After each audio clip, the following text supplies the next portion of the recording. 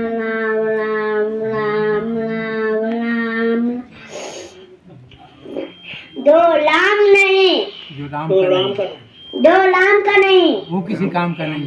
वो किसी काम का नहीं, अच्छा बोल, 3 बार बोलेगा। जो राम का नहीं, जो राम का नहीं, वो किसी काम का नहीं, हाँ, जो राम का नहीं, वो किसी का काम का नहीं। राम राम कहिए। राम राम की जय, राम राम की जय, राम राम की जय। जय। जो बच्चे हम आपको सोचा की ताकत नहीं है कि जो राम नाम का गान करे। मजाल क्या है जीव की जो राम नाम लेवे और पाप देवे ठाक की तो मुंड फोड़ देवे। अगर पाप को बोझ लदू है तो राम नाम नहीं कह सकता। बोलो राम राम की जय, राम राम की जय, राम राम की जय। समाज को मनोरंजन करते हुए जैसा कि आदेश हुआ गुरु महाराज के द्वारा, तो मैं ज्यादा कुछ तो नहीं जानता, लेकिन फिर भी 2 शब्द जरूर बोलता हूँ। वंदहु नाम राम रघुवर को, हे तो कृषाण भान हिमकर को। नाम की वंदना करते हुए श्री गोस्वामी जी महाराज कहते हैं कि मैं रघुवंश में श्रेष्ठ श्री रघुनाथ जी के उस राम की वंदना करता हूँ जो कृषाण अग्नि भान सूर्य और हिमकर चंद्रमा का हेतु अर्थात बीज है। बीज में क्या होता है? बीज में सब गुण होते हैं। वृक्ष के फल में जो रस होता है वो सब रस बीज में ही होता है। बीज से ही सारे वृक्ष को तथा फलों को रस मिलता है। अग्निवंश में परशुराम जी, सूर्य वंश में राम जी और चंद्र वंश में बलराम जी, इस प्रकार तीनों वंशों में ही भगवान ने अवतार लिए हैं। ये तीनों अवतार राम नाम वाले हैं। पर श्री रघुनाथ जी महाराज जो राम नाम है वो इन सब का कारण है।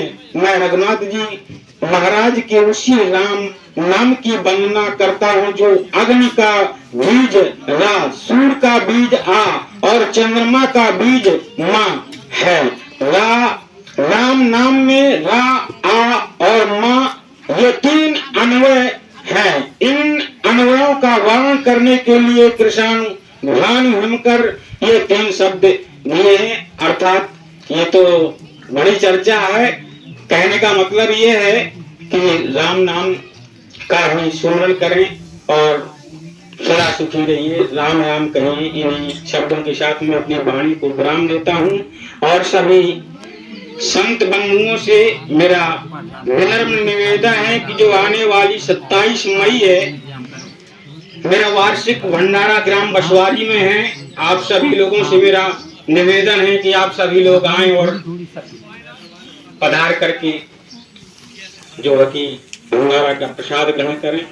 इन्हीं शब्दों के साथ अपनी वाणी को विराम देता हूँ। राम राम की जय। राम राम की जय।